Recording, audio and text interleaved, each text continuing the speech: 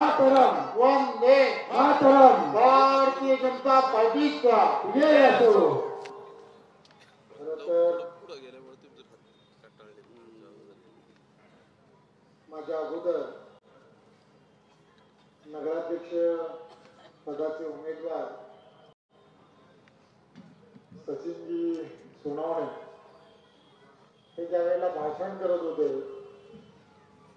त्यावेळेला लक्षात आलं, जसं म्हटलं जातं की त्यांना जेजुरी मधली गल्लीन गल्ली माहिती आहे आणि जर कोणी त्यांना तिथला एनसायक्लोपीडिया ज्याला म्हणतात जेजुरीचा, तर मला वाटतं नगराध्यक्ष प्लस तसा करावा असं मला या निमित्ताने बोलावंसं वाटतं. खरं तर एका सेवाभावी वृत्तीने मनाची तळमळ घेऊन ते वारंवार जेव्हा बोलत होते तेव्हा त्यांना मला असं वाटत होतं की हा जेजुरी मधला असणारा सर्व परिसर, हा परिसर त्यांच्या डोळ्यासमोर असा दिसत होता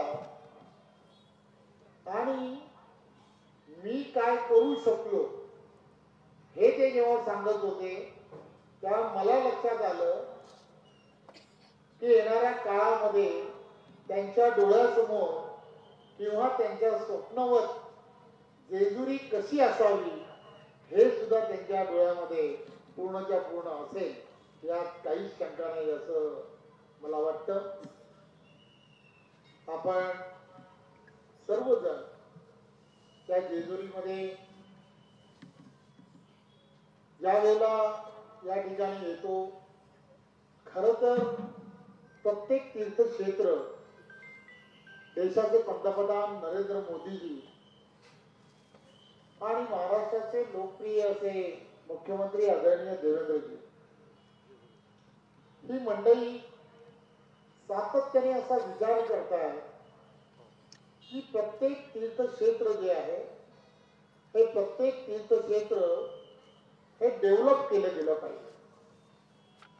खरं तर तीर्थक्षेत्र डेव्हलप करणं म्हणजे नक्की काय, तर त्या ठिकाणच्या असणाऱ्या प्रत्येक नागरिक सुविधा ज्या आहेत त्या तिथल्या असणाऱ्या प्रत्येक नागरिकांना मिळायला पाहिजे आणि अशा तीर्थक्षेत्रांमध्ये फ्लोटिंग पब्लिक मोठ्या प्रमाणात येत असते. म्हणजे काय, तर कंटिन्यू कोणी ना कोणीतरी पर्यटक असेल किंवा धार्मिक भावना जपणारे किंवा दर्शनासाठी येणारी अशी मंडळी ही वारंवार अशा ठिकाणी येत असतात.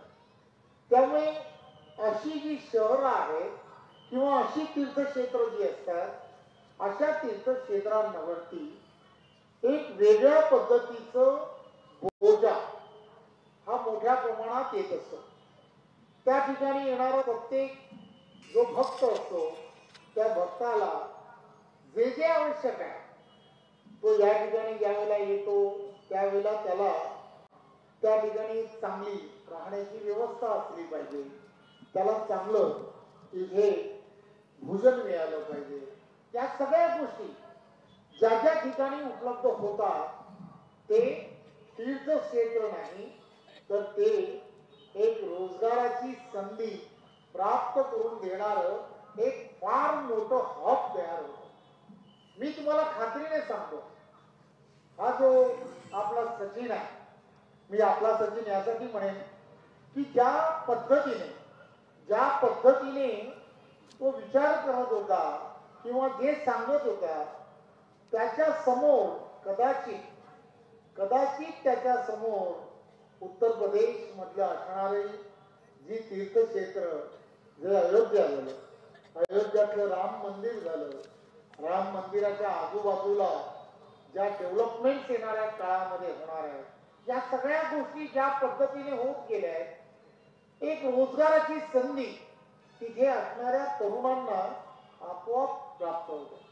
खरं तर या सगळ्या गोष्टी वर्षानुवर्ष या सगळ्या गोष्टींकडे दुर्लक्ष केलं गेलं आहे.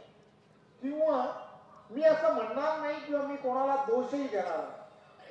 खरं तर या सगळ्या गोष्टीसाठी एक विजन असावं लागतं. एक विजन याचा अर्थ की एक आपल्याला दूरदृष्टी असावी लागते की आपण आपल्याला नक्की यानंतरच्या काळामध्ये काय करावं पाहिजे. खरं तर भारतीय जनता पार्टी राजकीय दृष्ट्या ज्यावेळेला आम्ही सगळेजण विचार करतो, माझ्यासारखा एक छोटासा कार्यकर्ता ज्या वेळेला प्रदेशाचा अध्यक्ष म्हणून माझ्याकडे पदभार मिळाला तेव्हा मी विचार केला की मला तर आता प्रदेशाचं भारतीय जनता पार्टीचं पद मिळालं तर माझ्या समोर नक्की काय असलं पाहिजे आणि कशा पद्धतीने मला पुढे गेलं पाहिजे. त्यावेळेला माझ्या लक्षात आलं की आम्हाला भारतीय जनता पार्टीचा पूर्ण सुरुवातीपासूनचा इतिहास मला थोडासा पाहिला पाहिजे.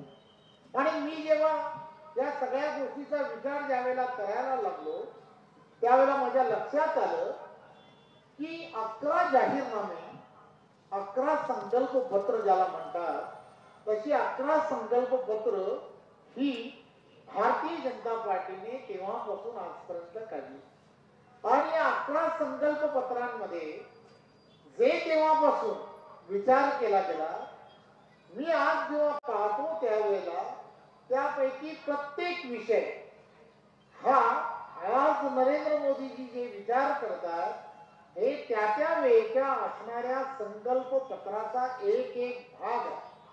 याचा अर्थ काय तर एकदम विचारधारेने ठरवलं की होय आम्हाला या देशाला कसं पुढे न्यायचं आहे, या देशातील असणाऱ्या प्रत्येक घटकाला कसं पुढे न्यायचं आहे.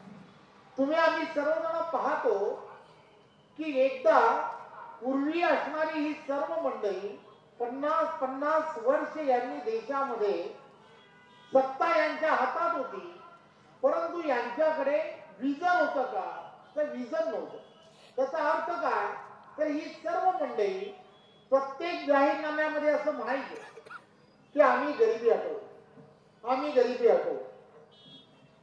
परंतु गरिबी कशी हटू शकते. गरीब याचा अर्थ काय तर गरीब याचा अर्थ असा असतो की ज्याला 2 वेळेला जेवायला अन्न मिळत नाही असा तो गरीब. ज्याला स्वतःच घर नाही तो गरीब. आता गरीब हटाव याचा अर्थ काय तर यांना सगळ्यांना हे मिळालं पाहिजे.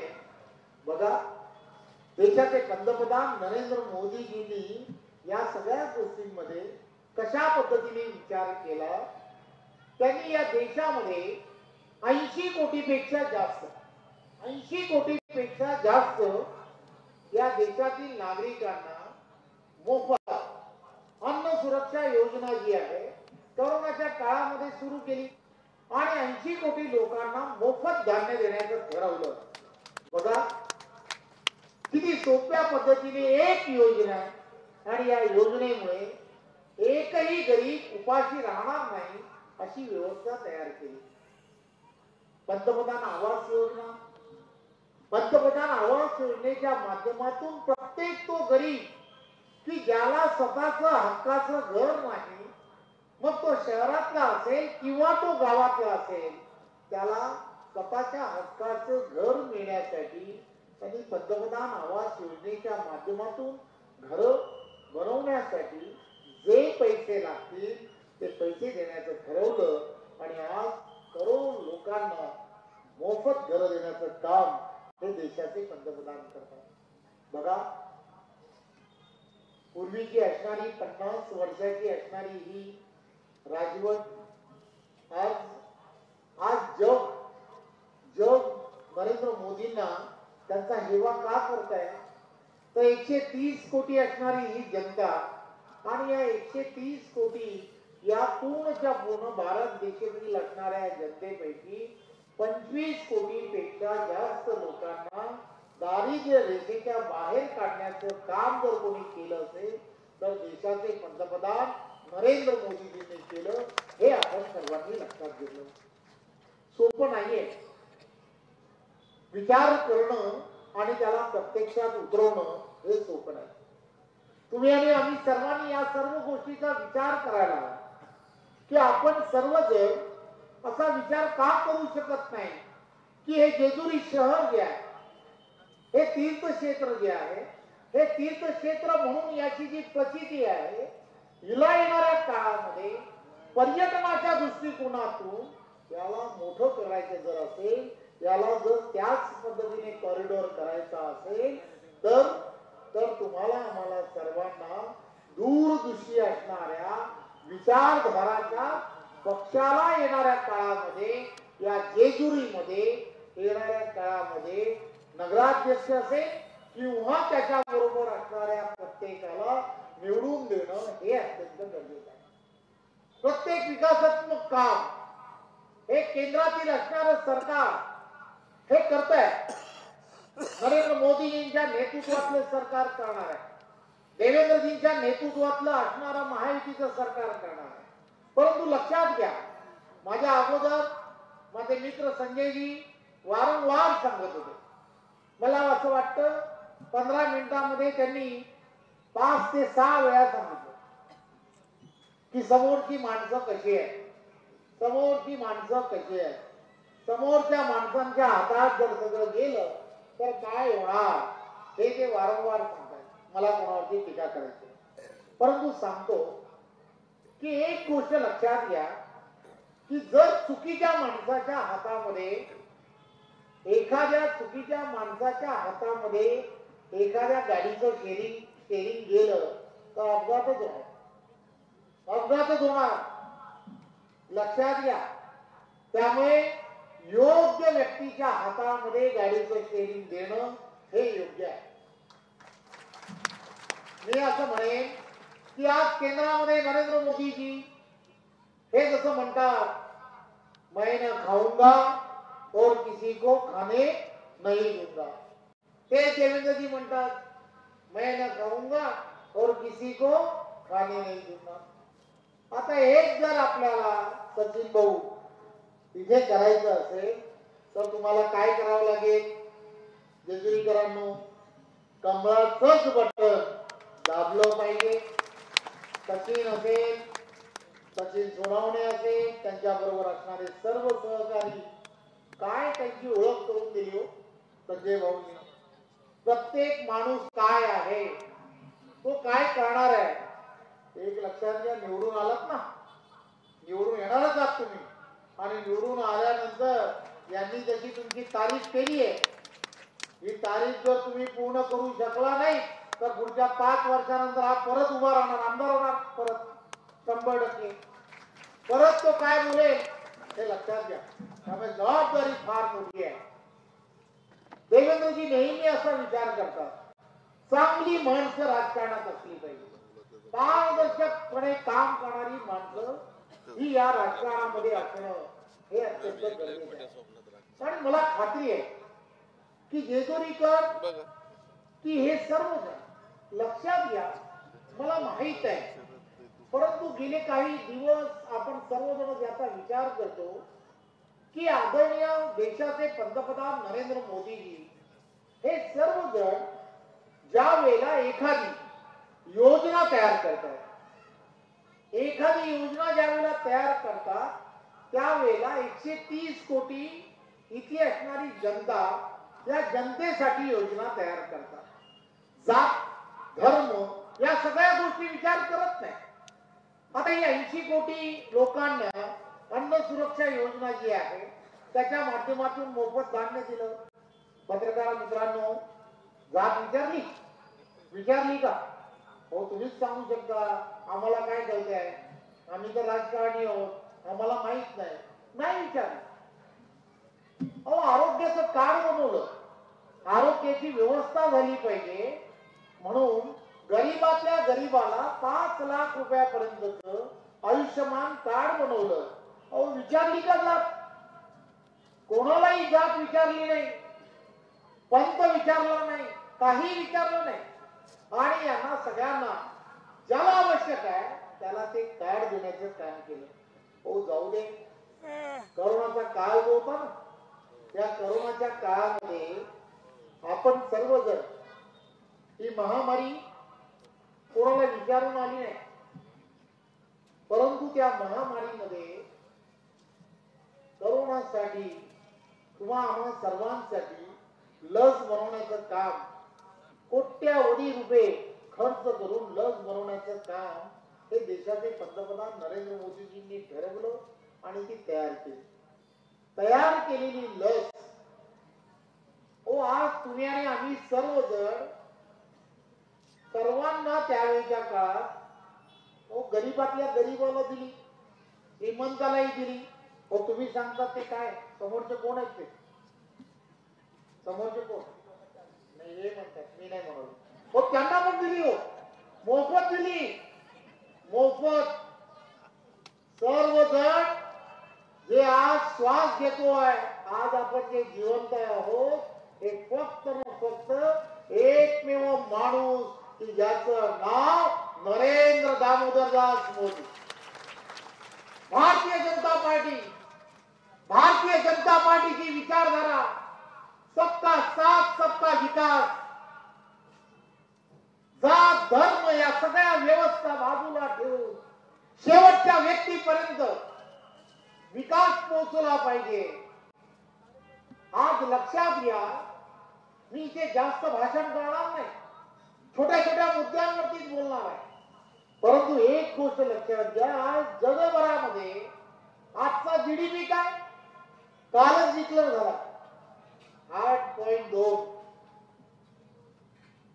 बघा, मोठमोठे देश, महासत्ता असलेले देश, त्या सर्व देशांना पाठी टाकून भारत देश हा महासत्तेकडे निघाला आहे. एकमेव विचारधारा, आणि ती म्हणजे भारतीय जनता पार्टी. हे लक्षात घ्या. तुमच्या आमच्या सर्वांचं पुढच्या पिढीचं भविष्य जे आहे ते उज्ज्वल करणं हे तुमच्या हातात आहे. ही निवडणूक जी आहे, ही निवडणूक, त्या निवडणुकीकडे पाहत असताना ही गोष्ट लक्षात घ्या, 2 तारखेला होणारी निवडणूक ही नगराध्यक्ष पदाची निवडणूक नाहीये. लक्षात घ्या, केंद्रामधून आलेले पैसे असतील, राज्यातून आलेले पैसे असतील, नरेंद्र मोदीजींनी किती विचार केला की या जेजुरीला कोट्यावधी रुपये द्यायचे, देवेंद्रजींनी किती विचार केला की या जेजुरीला पैसे द्यायचे, आणि हे चुकीच्या माणसांच्या हातात गेले, भ्रष्टाचारी लोकांच्या हातात गेले. तर तुम्ही आणि आम्ही सर्वजण 5 वर्षानंतर पुन्हा काय विचार करू. मी जेजुरीमध्ये यासाठी आलो आहे, मी आपण सर्वांना विनंती करायला यासाठी आलो आहे की भारतीय जनता पार्टीने हे जेजुरी शहर, हे जेजुरी शहर आणि हे तीर्थक्षेत्र याच्या असणाऱ्या प्रत्येक गोष्टीसाठी आम्ही सर्व भारतीय जनता पार्टीचं सरकार हे कटिबद्ध आहे, इथल्या विकासासाठी कटिबद्ध आहे. आणि त्यामुळे विश्वास आहे, प्रत्येकाने कमळाचं बटन विसरू नका. कमळ, कमळ हे तुम्हा आम्हा सर्वांसाठी, तुमच्या आमच्या सर्वांचं भविष्य ठरवणारं कमळ आहे. हे कमळ आपल्या पुढच्या पिढीला एक चांगलं जीवन देणार आहे. त्यामुळे माझी आपणा सर्वांना विनंती आहे, सचिन सोनावणे आणि त्यांच्या बरोबर असणारे सर्व उमेदवार की जे अतिशय विनम्रपणे आपल्या समोर आले की आम्हाला जेजुरी शहराला एक चांगलं देखणं रूप द्यायचं आहे. माझी विनंती आहे, आपण सर्वजण आज या विनंतीला मान द्याल आणि 2 तारखेला होणाऱ्या निवडणुकीमध्ये कमळासमोरील बटन दाबून सर्व उमेदवारांना प्रचंड बहुमताने निवडून द्याल. धन्यवाद. जय हिंद, जय महाराष्ट्र. धन्यवाद आदरणीय रवींद्र